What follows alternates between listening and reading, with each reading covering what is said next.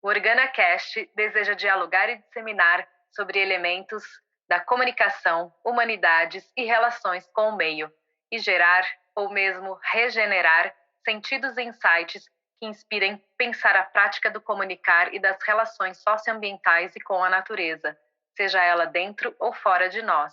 O OrganaCast é um projeto de podcast da Organa Conteúdo Responsável, que tem como missão co-criar fluxos e soluções na tríade comunicação, natureza e humanismo.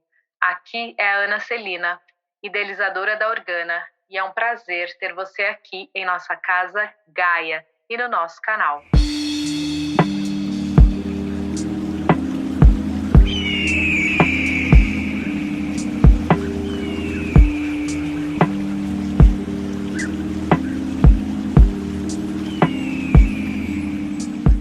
Abre aspas.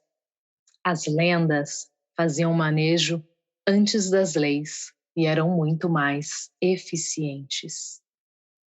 Fecha aspas. No último episódio, tivemos a primeira parte da conversa sobre valores culturais da natureza com a Érica Fernandes. Nesta segunda parte, fechamos esta que, mais que uma conversa, é uma aula magna da doutora Érica Fernandes Pinto, em que eu aprendi muito e me encantei com estes temas e meandros dos valores culturais da natureza. Um tema multidimensional que oferece insumo para inovarmos, lapidarmos, aprendermos juntos para uma gestão de áreas protegidas mais eficaz, pacífica e diversa. Vamos para essa segunda parte, Valores Culturais da Natureza, com Érica Fernandes, que é analista ambiental do Instituto Chico Mendes de Conservação da Natureza e PhD em Psicossociologia de Comunidades e Ecologia Social. E seguir com a prosa Valores Culturais da Natureza, porque o que é segredo e o que é sagrado só se conta para amigo. OrganaCast, Comunicação e Natureza, num play.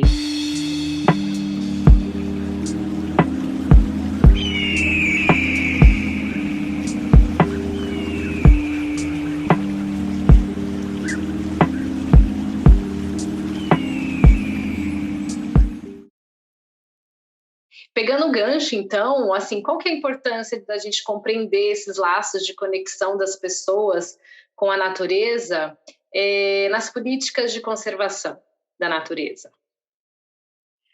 Bom, dá para ficar alguns dias falando disso, né? Pontua alguma coisa para a gente. Então, tem esse aspecto da gente reconhecer a realidade das regiões e buscar fazer a gestão das áreas protegidas de forma coerente com a realidade e não tentando encaixar a realidade no formato que a gente acha que ela deveria atingir e que ela não tem, né? Então, durante muito tempo, por exemplo, se desconsiderou a existência de povos indígenas e populações tradicionais dentro das áreas que estão cheias de povos indígenas e populações tradicionais. Então, se trabalhou em planejamentos, estratégias de ordenamento, estratégias de gestão, desconsiderando uma dimensão da realidade que é extremamente importante naqueles territórios. E não tem como isso funcionar, né? Então, assim, uma parte da importância do reconhecimento desses aspectos, dessa dimensão, vem no sentido de buscar ter estratégias de conservação mais eficientes que levem em conta a realidade como ela é e que levem em conta o potencial de parceria com a sociedade para transformar essas realidades, porque não adianta querer transformar as realidades locais brigando contra todo mundo que mora numa determinada região. Assim, a gente não consegue, né? As estratégias têm mostrado que não funciona, não dá certo, né? Então, assim, ou a gente busca construir formas de criar pontes de diálogo com as comunidades locais para que essas políticas de conservação sejam implementadas de uma forma que tenha mais ancoragem. E também porque essas populações elas agregam muito conhecimento às estratégias de conservação. E isso tem um potencial também de trabalho, né? Tá na nossa lei do SNUC, a lei que rege o Sistema Nacional de Unidades de Conservação, que essas áreas têm a função de promover o desenvolvimento econômico local.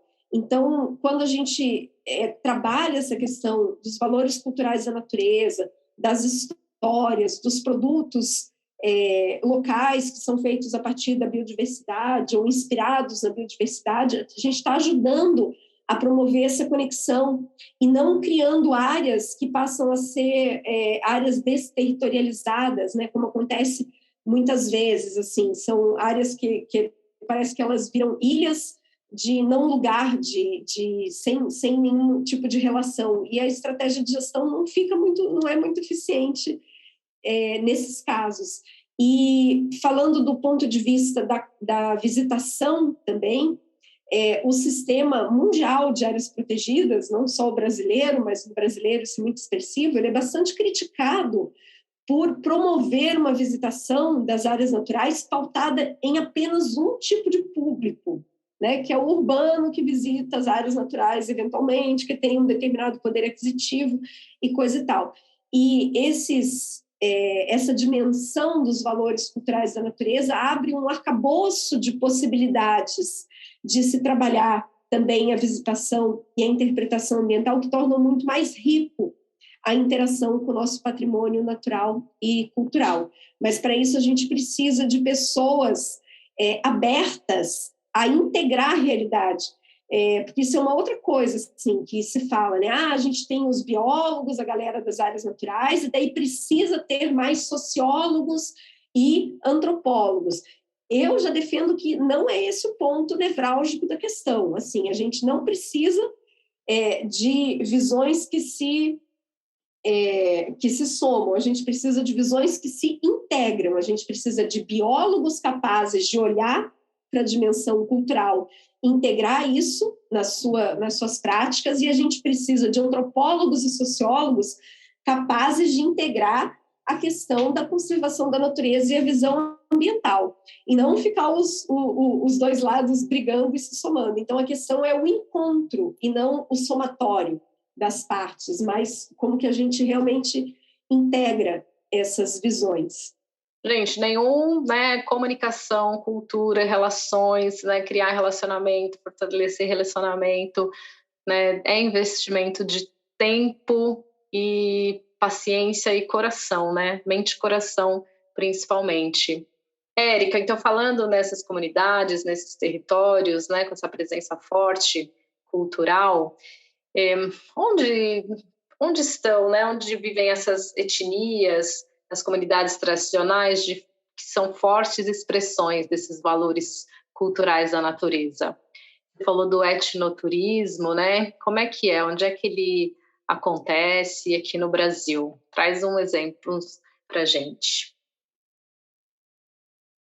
Então, tem experiências muito interessantes, assim, pioneiras de integração entre essa perspectiva indígena e o uso público de unidades de conservação acontecendo no Parque Nacional do Pico da Neblina, né, que é território de, não me lembro exatamente quantas, mas de 14 ou 17 etnias indígenas e uma proporção muito grande de população de indígenas Yanomamis, né? Então tem o projeto Iaripo de etnoturismo para o Pico da Neblina, que está sendo implementado lá, uma iniciativa pioneira de etnoturismo nessa área, e também no Parque Nacional do Monte Roraima, com o povo Ingaricó, e uma montanha sagrada também para outros grupos indígenas da região. E uma série de iniciativas, talvez de vulto não tão expressivo, né, acontecendo, e, na verdade, a gente não tem um mapeamento de todas essas experiências, né, que estão acontecendo. Então, dentro desse trabalho de valores culturais da natureza, a gente busca diagnosticar o que tem, né, fazer um levantamento para mostrar essa diversidade, para chamar a atenção dessa riqueza que a gente tem no nosso patrimônio cultural também, e, por outro lado, também identificar as experiências que estão promovendo essa integração de forma que elas possam ser emblemáticas e expressivas e inspiradoras para outros contextos.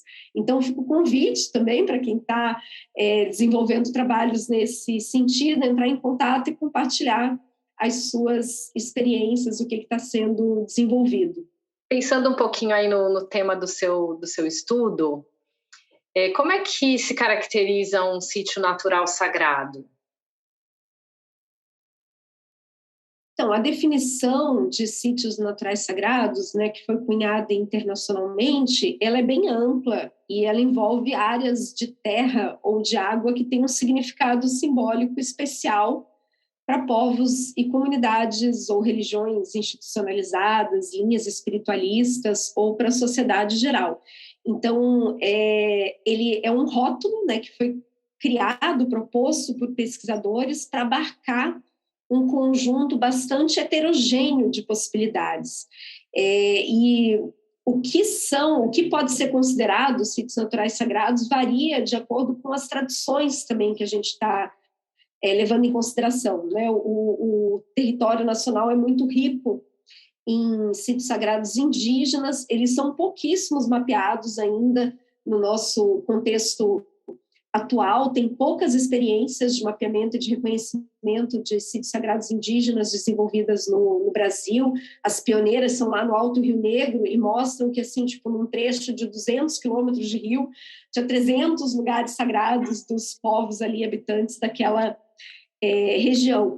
Dentro dos conhecimentos indígenas e também de outros grupos sociais, muito desse conhecimento também não é aberto a qualquer pessoa. Então, existem a questão de confidencialidade, por exemplo, no Parque Nacional do Pico da Neblina, alguns lugares sagrados dos povos Yanomamis, eles não podem ser divulgados, né? Não é uma coisa para se ter visitação, porque é um pouco diferente do contexto dos lugares sagrados das religiões, onde as pessoas visitam, fazem peregrinações para ir até aquele local. Em outras culturas, especialmente indígena, dos povos de matriz africana, existem lugares sagrados que são reservados para as entidades, para as suas divindades, ou que são moradas de ancestrais e que não devem ser perturbados, né, pela presença humana, não devem ter visitação turística, isso às vezes é um conflito com as políticas de implementação de áreas protegidas, que nem sempre levam esses valores em consideração, existem vários exemplos disso ao redor do mundo, ou então lugares que só podem ser acessados por pessoas que passaram por determinados ritos iniciáticos.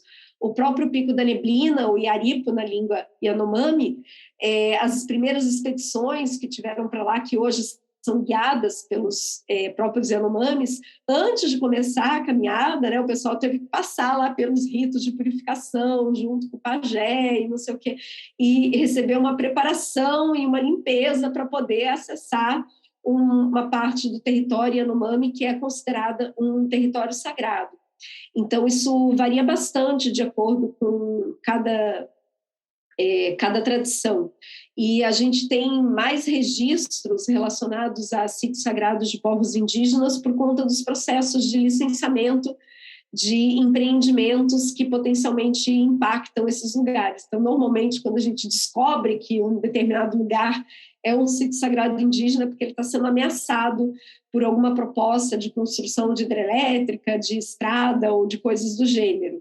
E uma coisa importante também de dizer é que a gente tem políticas internacionais hoje em dia, das quais o Brasil é signatário, que tratam da proteção de lugares sagrados dentro do contexto indígena dos povos originários, que são pouco conhecidas e pouco utilizadas aqui no Brasil. Então, a gente busca chamar atenção também para esse arcabouço jurídico internacional que tem ajudado povos de outros países a coibir mineração nos seus territórios, empreendimentos que vão impactar ou que vão destruir lugares sagrados, utilizando esses instrumentos legais internacionais que aqui no Brasil ainda são um pouco utilizados.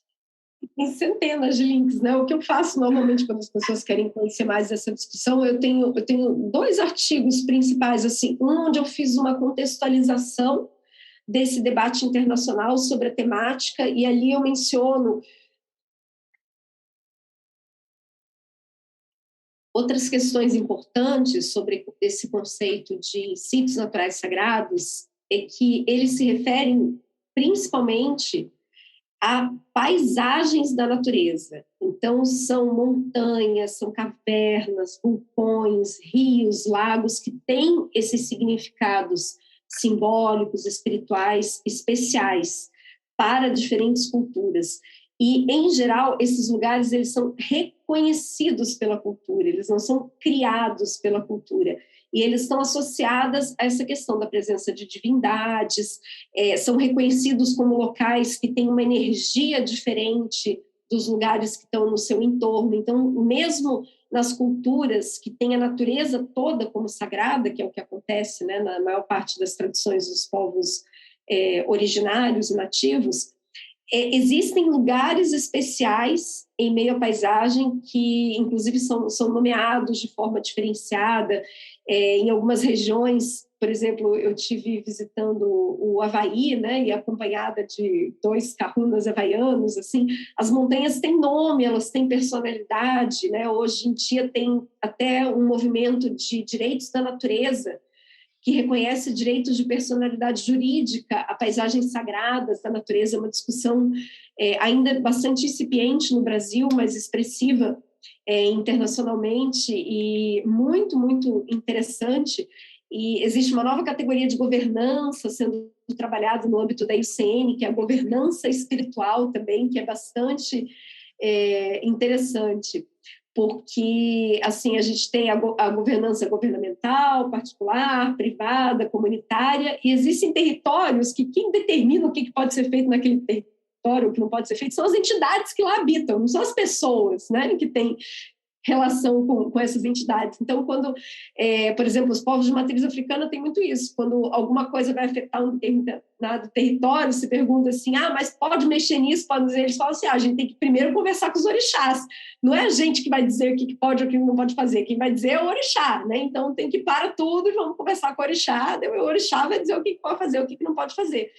E voltando para a história das lendas, né, e das entidades que fazem parte do panteão aí de diversas tradições que habitam a natureza, tem uma frase que eu ouvi de um extrativista, que é um amigo muito querido lá da Resex Kazumba Iracema, o Nenzinho.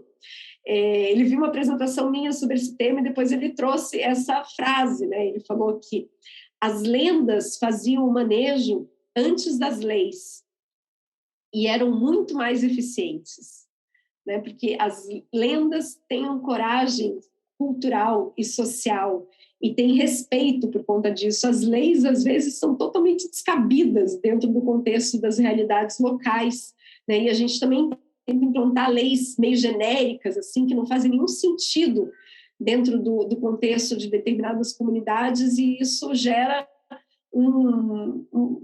uma coisa que não vai para lugar nenhum, assim, porque nem a lei é aplicada, nem a realidade é alterada, porque as coisas não se encaixam, né? O que mais? Vamos ver. Aquela coisa toda feita de gabinete, né? Ou não, também... E as nossas disciplinas acadêmicas convencionais, historicamente, né, tendem a separar essas dimensões da realidade, esse paradigma que fundamenta a nossa sociedade de separação entre cultura e natureza, entre razão e emoção, entre sujeito e objeto, entre ciência e espiritualidade. Ele promoveu essa visão fragmentada da realidade, onde muitos desses aspectos culturais, especialmente os valores espirituais, foram desconsiderados no meio acadêmico.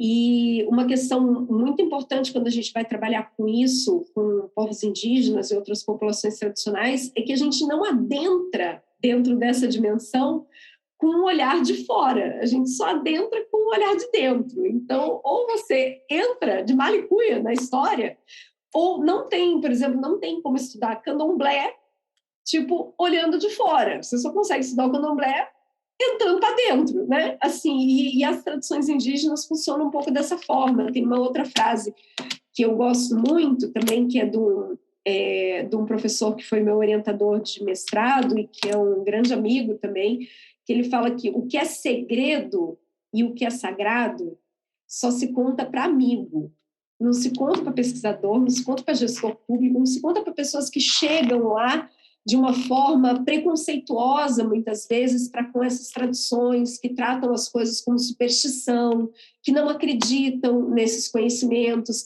Então, ainda que exista superstição e um monte de coisa nesse meio, né, há que se separar o joio do trigo.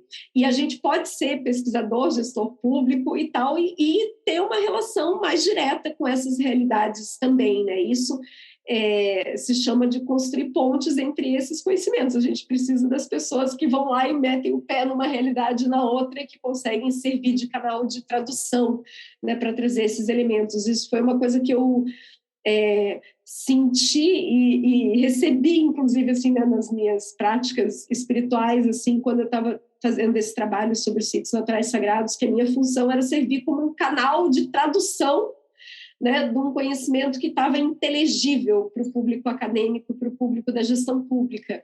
E é incrível como, assim, o meu trabalho foi considerado original, inovador e tal, né, falando de coisas que estão aí presentes em tudo quanto é lugar, né, e que fazem parte da nossa história enquanto humanidade. Então, passar a levar isso em consideração, né? E às vezes as pessoas perguntam, mas isso não é objeto de estudo científico.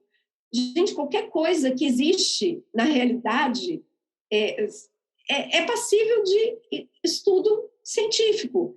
E às vezes, assim, que eu estava falando do Curupira, o Curupira não tem uma prova de que o Curupira existe, mas ele é um fato social, porque tem pessoas e tem culturas que acreditam nele, e o fato de acreditarem nele determina formas diferentes de manejo dos territórios.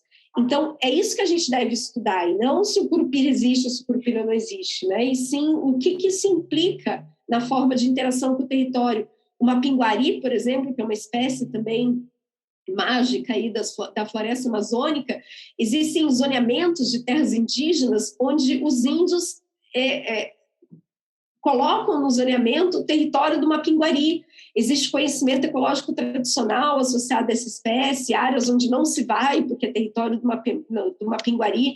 Então, isso interfere na forma como as pessoas se relacionam com o território. Na Ilha dos Lençóis, que eu estava conversando recentemente com uma pesquisadora também, né, as lendas sobre o touro encantado de Dom Sebastião e muitas outras coisas mágicas e fantásticas que as comunidades locais lá têm dentro das suas tradições são fundamentais na forma como eles interagem com o ambiente. E aí, quando a gente vai fazer gestão do território, a gente negligencia tudo isso, parece que tem alguma coisa errada, né? Assim, então, tem uma frase também que eu li, não é minha, né? Eu li numa publicação internacional, que ele fala que é como se a gente estivesse tentando entender a relação do pescador com o peixe, desconsiderando o mar, né? Então, não dá para desconsiderar o mar para entender a relação do pescador com o peixe. E a gente tenta fazer isso academicamente e, muitas vezes, nas políticas públicas. Então, esse trabalho é um convite para a gente romper com esses paradigmas também, dessa divisão de conhecimento e de dimensões de mundo que estão todas integradas, né? Sim, algo que está totalmente envolto, né? Que determina aí, como você disse, né, a forma de se fazer, de se viver. Fala para mim, talvez outras pessoas também não saibam, quem é o pinguari? O mapinguari? O mapinguari. Eu não quis te interromper, mas eu falei, gente, essa eu não conheço. Assim, ninguém nunca tirou uma foto do mapinguari ou caçou um mapinguari em tempos modernos, né, para a gente caracterizá-lo, mas temos relatos, né, especialmente relatos indígenas colhidos na região amazônica, tem alguns pesquisadores que se dedicam a isso, seria algo parecido com uma preguiça gigante que habita determinadas regiões da Amazônia e que tem esses aspectos meio mitológicos relacionados e associados. Então, é parecido um pouco, guardadas as devidas proporções, com os Yetis, né, das regiões montanhosas dos Estados Unidos. E como é que chama? O pessoal chama de Yeti e pé grande, né? Uhum. Assim, então, seria um equivalente ao Yeti, ao pé grande da região amazônica, assim, dentro da cultura de alguns povos. Eu ia comentar no início da nossa conversa e acabei não comentando, né, da maneira que eu conheci seu trabalho, que a gente se conectou. E nós fizemos parte daquele grande grupo, né, sobre os estudos de conservação colaborativa que o Dr. Cláudio Maretti promoveu, né, no pós-doc dele. E, enfim, com os seus subgrupos todos, os seus temas específicos, né, culminou no mini seminário.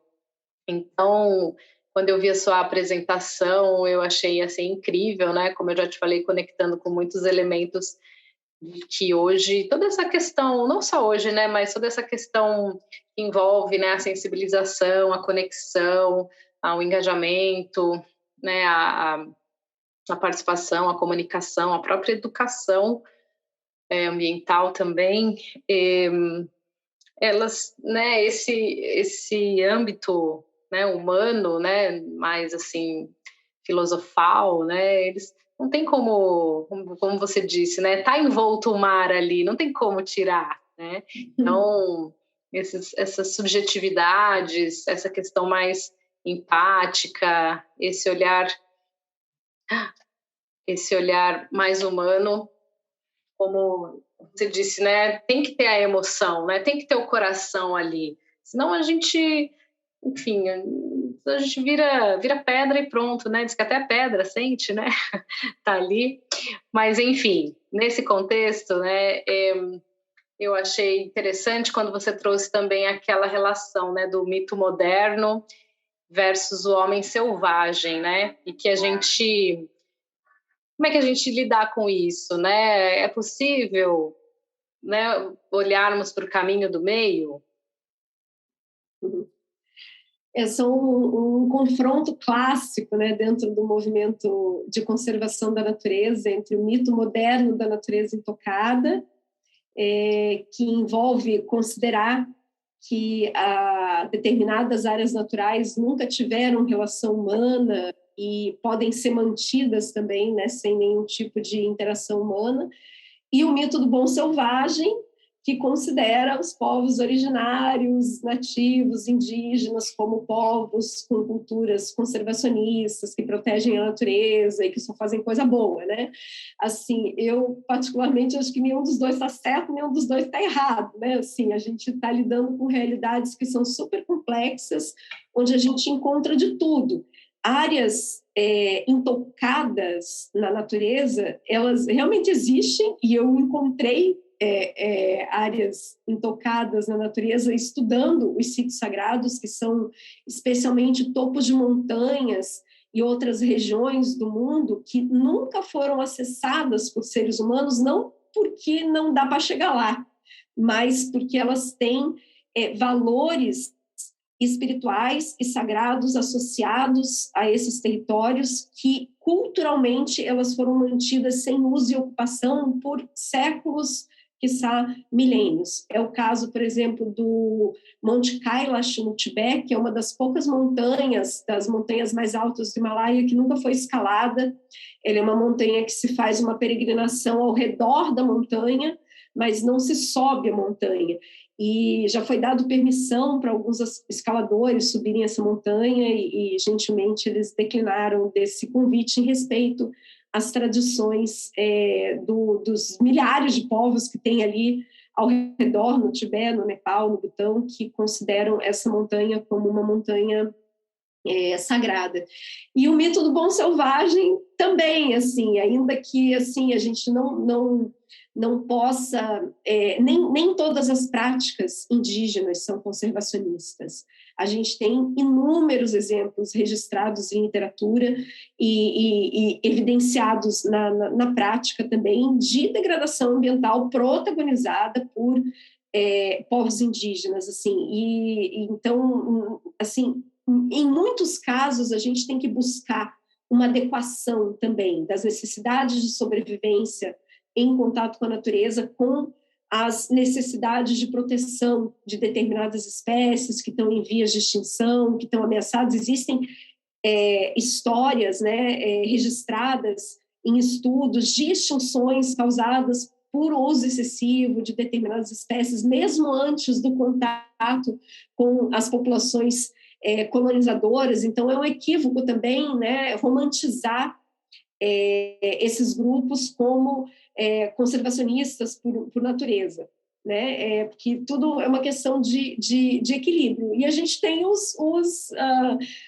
conservacionistas modernos também, né? O pessoal que luta e que busca implementar no seu dia a dia, nas suas práticas cotidianas, modos de vida que são regeneradores da natureza. Está aí a agroecologia, está aí a agricultura orgânica, a agrofloresta, promovida muitas vezes por pessoas urbanas, né, das cidades, mas que são práticas de gerar produção de alimento, de gerar uso dos ambientes naturais, que promovem a diversidade ao invés de exterminar a diversidade local, que contribuem para a regeneração de áreas que foram alteradas, né?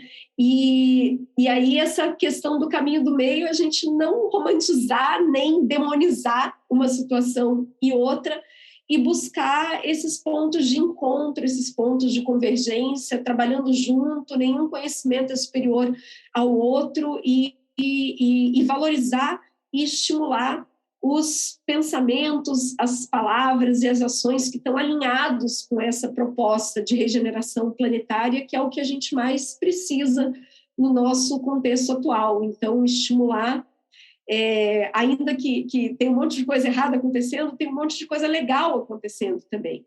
Então, se a gente fica com foco só no negativo, né, a gente não dá força para essas iniciativas que também estão acontecendo assim de forma bastante expressiva no nosso momento mundial e nacional em particular. Enquanto a gente tem muitas formas de opressão aí, né, se manifestando, a gente também tem iniciativas incríveis sendo promovidas e que a gente deve, né, as pessoas que se importam com isso e que querem ver essa transformação e trazer para dentro da nossa responsabilidade pessoal também, porque isso é uma coisa muito comum no discurso ambientalista, né? A gente terceiriza a responsabilidade. É o governo, é a indústria pesqueira que está acabando com os peixes do oceano. Mas, gente, a indústria pesqueira é financiada pela gente, né? É financiada pelo consumidor, ela não é financiada por outra pessoa, assim, né? O desmatamento na Amazônia, as queimadas na Amazônia acontecem em grande parte para promover a expansão dos campos de criação de bovinos e plantio de soja. Então, e aí a gente terceiriza a responsabilidade, fica todo mundo, oh meu Deus, o Cerrado está pegando fogo, mas a gente não questiona a nossa responsabilidade com relação a esse cenário que está acontecendo, né? Então, é fácil ser ecologista de bandeira e não trazer isso para as nossas práticas. E todo esse debate, especialmente o debate da espiritualidade ligada à natureza, eles nos convida a fazer essa reflexão. E quando a gente entra nisso, é mais do que um convite, é meio que um tapa na cara, assim, que você fala, meu Deus do céu, né? Sim. E a gente começa a mudar, né? Assim, algumas questões, porque assim... Mexe com a ética, né? Você fica, gente, eu estou sendo contraditório. Eu vejo também que a espiritualidade, nesse sentido que você traz, assim, ela encoraja, né? A gente a ter... Porque as pessoas, elas não acreditam que só eu fazendo, mas esse só eu que hoje somos né? Mais de 7 bilhões de pessoas que achavam que jogar uma bituquinha de cigarro na praia não ia dar nada, né? Mas é só uma bituquinha ali, depois eu varro, eu falo, gente. Mas, enfim, não, uma reflexão, assim, necessária e que dá, né, um pano aí para muita conversa. Exato, né? Por que não?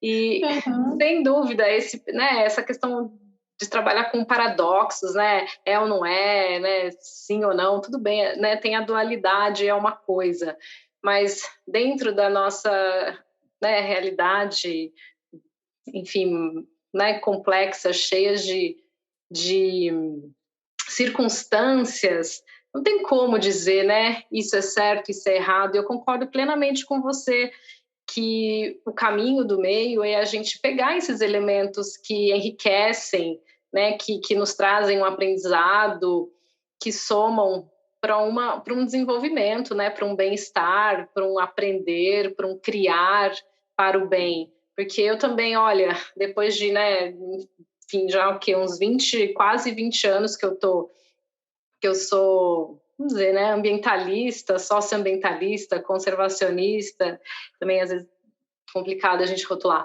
Mas eu vi muito isso já fui chamada de ecochata, biodesagradável, Capitã Planeta, quando você falou assim, então eu vejo muito isso eu cansei, sabe, Érica, de essa coisa de, isso focar no, enfim, cada um, mas para mim já começou assim, não me fazer mal, essa coisa de só focar no negativo, né, só notícia catastrófica, só a gente criticar, então, por uma questão pessoal, né, de saúde física, mental, eu também estou, assim, buscando identificar coisas que nos motivam, né, que nos brilham os olhos, né, buscando olhar para o lado da luz, vamos dizer assim, né, que tem muita coisa interessante para a gente criar, para a gente construir um caminho mais positivo, né, o encontro desse mundo que queremos, né, então, tem muita coisa boa acontecendo, como você disse. Então, a gente vai conseguir construir e nos nutrir com aquilo que a gente dá mais energia, né? Como você disse. Então, é uma escolha e uma reflexão necessária também para muitos momentos, né? Porque a gente vem vivendo, assim, já basta a mídia, né? Focar só nas catástrofes. Eu acho que mais do que nunca a gente precisa de exemplos inspiradores, né? E ainda que a gente possa pensar, mas só eu fazendo isso, o que adianta? Gente, o exemplo tem um poder de propagação, assim, que a gente não tem a dimensão do quanto a gente consegue influenciar sendo um bom exemplo.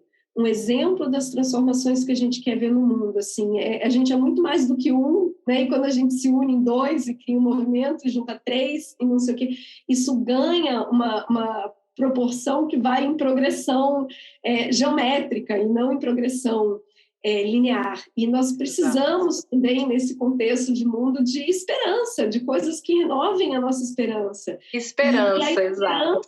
Na relação benéfica dos seres humanos com a natureza, porque a visão só negativista não nos leva muito para frente, assim, não tem recurso que dê conta, não tem fiscalização que dê conta e não tem saúde que dê conta, como você muito bem trouxe atenção.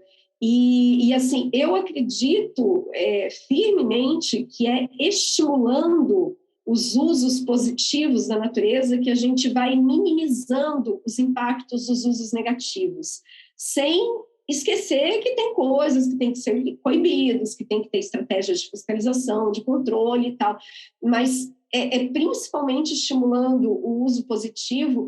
E aí, voltando para a nossa questão das áreas protegidas, né, a gente fala muito assim, mas a população não tem educação para se relacionar com a natureza, então tudo é proibido, a pessoa vai visitar uma área protegida, ela não pode nem respirar mal, assim, né? Tipo, tem que andar numa passarela, tirar uma foto e sair correndo, assim, não pode ter nenhum tipo de interação, porque tudo potencialmente é prejudicial para a natureza. Se as nossas unidades de conservação não forem espaços de educação para uma boa convivência com a natureza, onde que as pessoas vão aprender isso? Né? Então, se a gente não utilizar essa estratégia de conservação, que hoje é a principal estratégia de conservação do planeta, para promover a educação no sentido de utilizar a natureza de forma positiva e se conectar com ela, a gente não vai conseguir mudar o cenário. Né? E eu acho que esse é um papel das áreas protegidas que precisa ser mais valorizado. Por isso, até o tema da minha tese, né, foi essa questão do reencantamento, reencantar a natureza nas áreas protegidas, para a partir das áreas protegidas a gente fazer a diferença. Assim, hoje a gente tem uma gestão que ela é muito pautada em espelhar as mazelas da sociedade. Né? A gente tenta defender as áreas protegidas, de todas as mazelas sociais, reproduzindo, inclusive, os preconceitos e as desigualdades que a gente tem na nossa sociedade. Assim. E eu sonho com o dia que as nossas áreas protegidas serão não espelhos das mazelas sociais, mas faróis a iluminar uma outra forma de relação possível e a inspirar que uma pessoa que visita uma área protegida não saia de lá com uma selfie, saia com o coração tocado e sensibilizado para ser mais um defensor e para, no seu dia a dia, implementar as práticas com aquilo que tiver ao seu alcance, que vão contribuir para que essas belezas, para que essas dádivas, para que esses presentes do Criador, para quem acredita ou para quem não acredita também, possam se manter e vicejar cada vez mais. Aleluia, arro, amém, axé.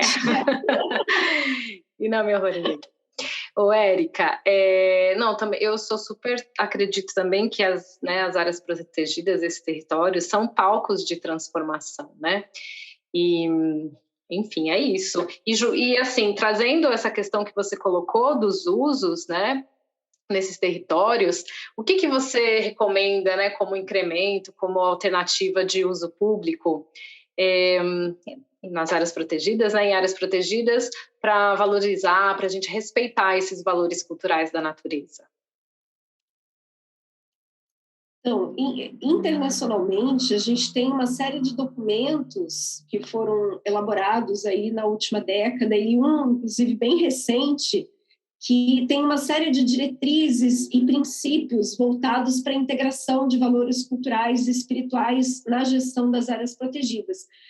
Poucas pessoas aqui no Brasil conhecem esses documentos, essas diretrizes, e, assim, uma das propostas que a gente vem trabalhando é testar a adaptação dessas diretrizes para os contextos, para as diferentes realidades nacionais, né? Porque a gente não tem um Brasil, a gente tem muitos Brasis, né?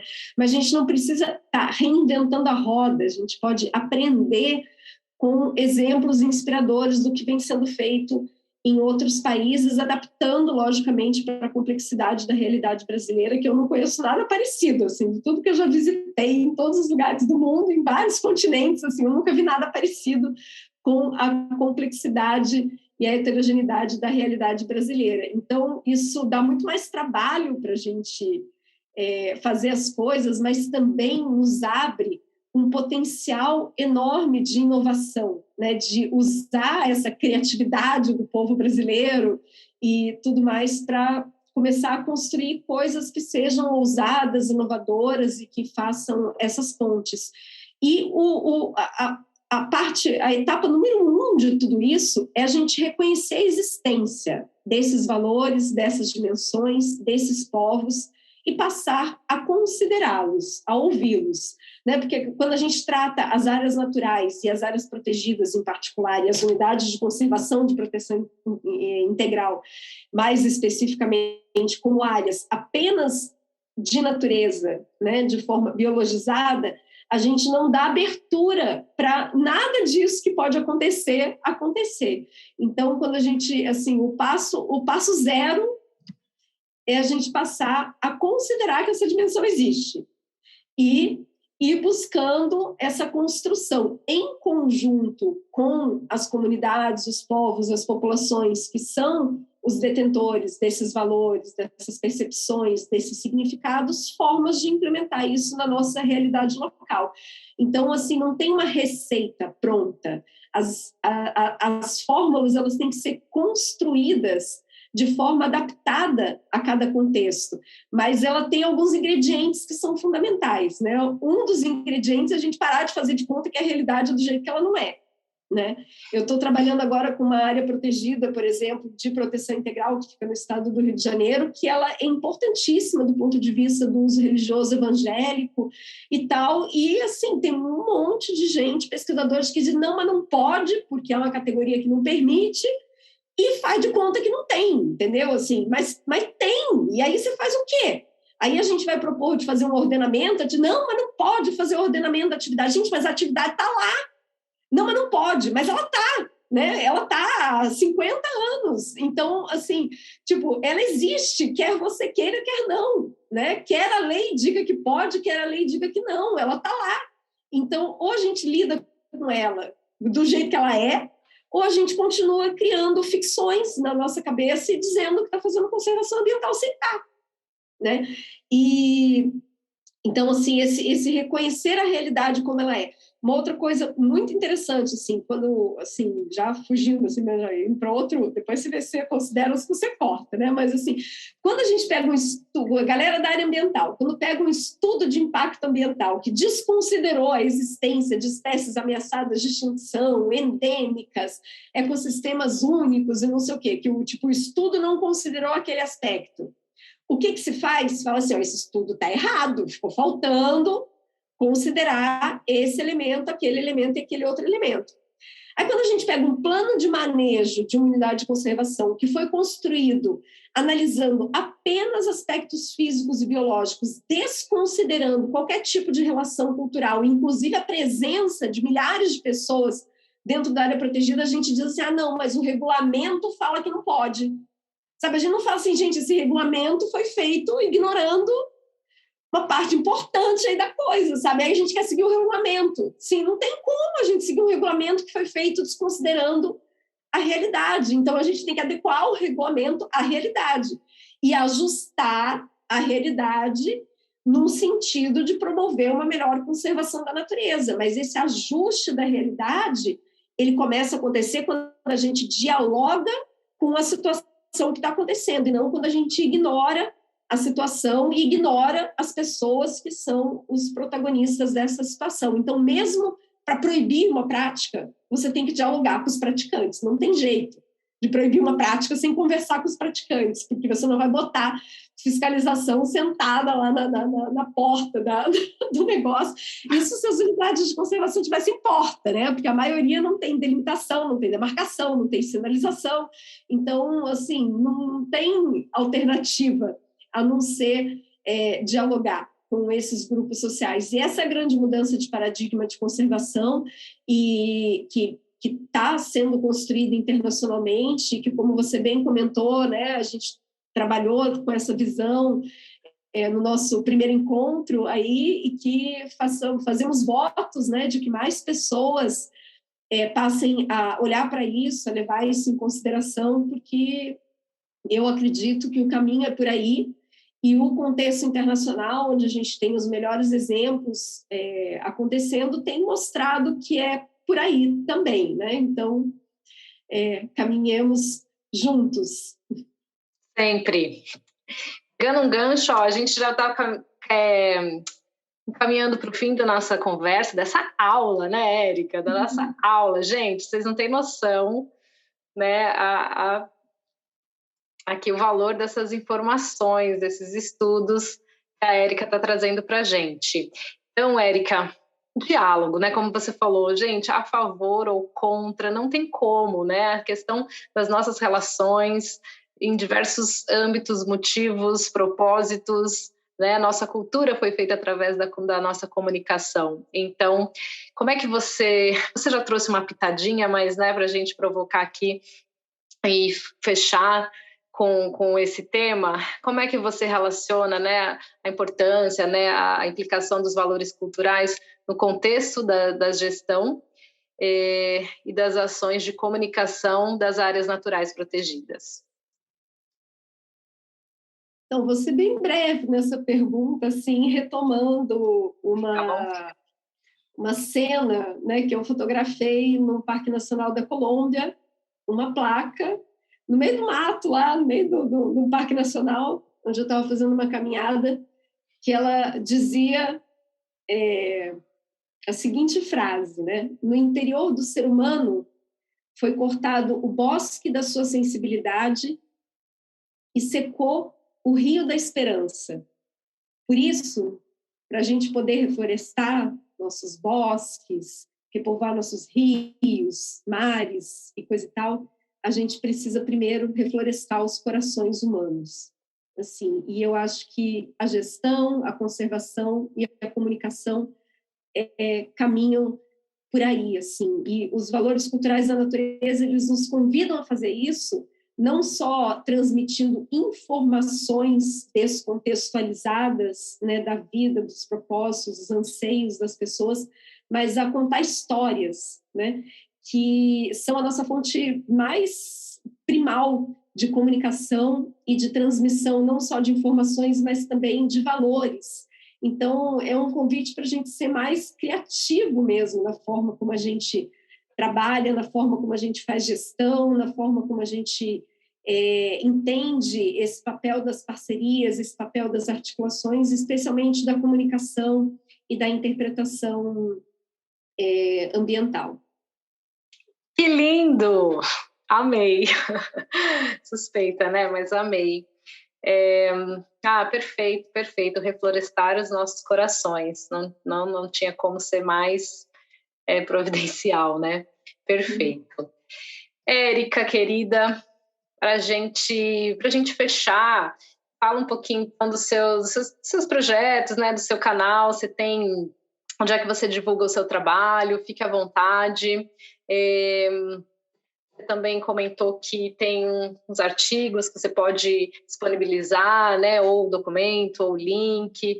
Dá para colocar tudo na descrição aqui da seção do OrganaCast aqui no site da Organa. Então,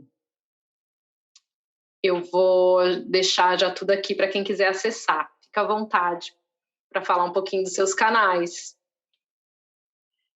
Então, como a gente já comentou aqui em outros momentos, eu fiz uma tese de doutorado sobre o tema dos sítios naturais sagrados e essa relação com as áreas protegidas e as políticas de conservação. Esse material está disponível para download, é só colocar o título lá, que ele aparece na internet, mas eu passo os links também. E eu tenho alguns artigos acadêmicos também escritos sobre esse tema. Desde que eu concluí a minha tese, um pouco antes, eu comecei a fazer muitas palestras sobre o assunto, né, em diferentes eventos, para diferentes públicos. Isso é uma coisa que eu gosto muito de fazer. E a quarentena, né, e esse contexto de isolamento social que a gente vem vivendo aí nos últimos 2 anos, praticamente, potencializou em muito isso através das ferramentas de mídias sociais. Então, eu tenho feito bastante divulgação desse conteúdo através de convites, né, de pessoas para fazer palestras, lives e podcasts como o seu, né, e estou à disposição também para quem se interessar, né, e eu busco adaptar também o conteúdo dependendo do interesse do público. Mas eu tenho sentido falta também de aprofundar um pouco mais, que como é um tema ainda pouco trabalhado, pouco conhecido no Brasil, toda vez que eu vou falar sobre ele, eu estou fazendo uma introdução ao tema. E aí a gente está estruturando também um curso para as pessoas que tiverem interesse, né, de participar, para poder aprofundar, porque cada coisa que a gente falou aqui abre um rol, né, de possibilidades de discussão, de investigação, tem camadas e camadas de conhecimento. Então, a ideia do curso é a gente conseguir estar aprofundando essa temática e também criando uma comunidade de pessoas interessadas nesse assunto, que vão ser propagadores dessas sementes também. Então, super em breve, legal. Né, teremos a divulgação aí de um curso envolvendo essa questão dos sítios naturais sagrados, dos valores culturais e espirituais da natureza.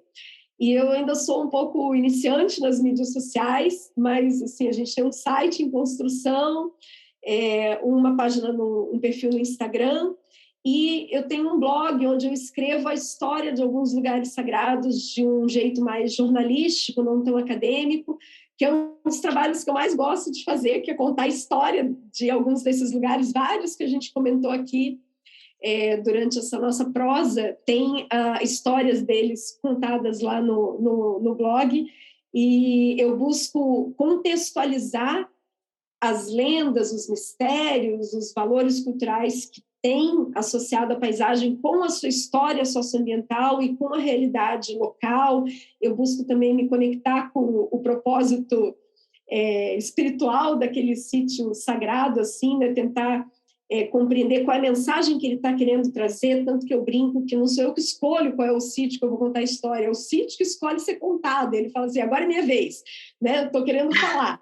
Então, assim, cada um traz uma mensagem diferente e relacionado com vários aspectos, né, que envolve essa nossa diversidade brasileira, que é uma coisa expressiva. Então, fica o convite também para mergulhar aí nessas histórias e também assim o convite para parcerias, né? Quem se interessar em propagar esse assunto, em conhecer mais, assim, hoje a gente não faz nada sozinho, né? Então, exato. Assim, boas ideias e mãos, mentes, corações, assim, são muito bem-vindos para somar nessa caminhada, nessa trajetória que já vem sendo construída a várias mãos, assim, mas que precisa de mais e mais pessoas envolvidas, assim. Aí eu deixo meus contatos aqui também depois.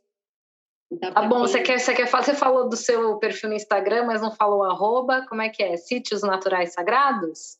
Não, ele é @SNS Brasil, que é a sigla, né? SNS Brasil.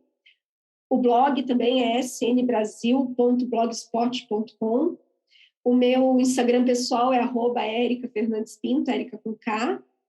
E o site que é sítiosnaturaisagrados.org. Perfeito. E aí depois a gente deixa aqui também um e-mail para quem quiser entrar em contato com você.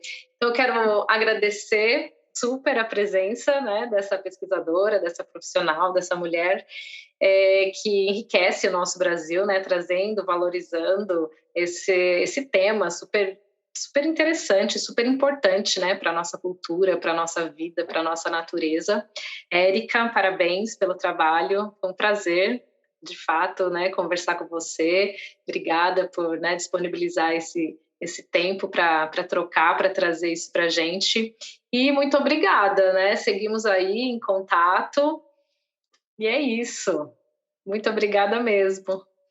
Então, obrigada também, Ana, pela oportunidade. Como vocês viram, né, eu adoro falar sobre o assunto e te parabenizar também por esse trabalho que você tem feito, que é fundamental, né, que é construir essas pontes. A gente falou aqui tanto de pontes, né? Assim, acho que dentro do seu locus de atuação você tem buscado fazer isso. Então, assim, né, parabenizar por essas iniciativas e por estar trazendo esse e outros temas tão relevantes assim à tona e desejar aí que as bênçãos da primavera, né, recaiam sobre o seu trabalho, sobre esse canal, assim, para que possa estar cumprindo essa função coletiva em prol do bem da humanidade de forma cada vez mais inspirada e efetiva, e que as parcerias floresçam e cresçam e deem seus frutos.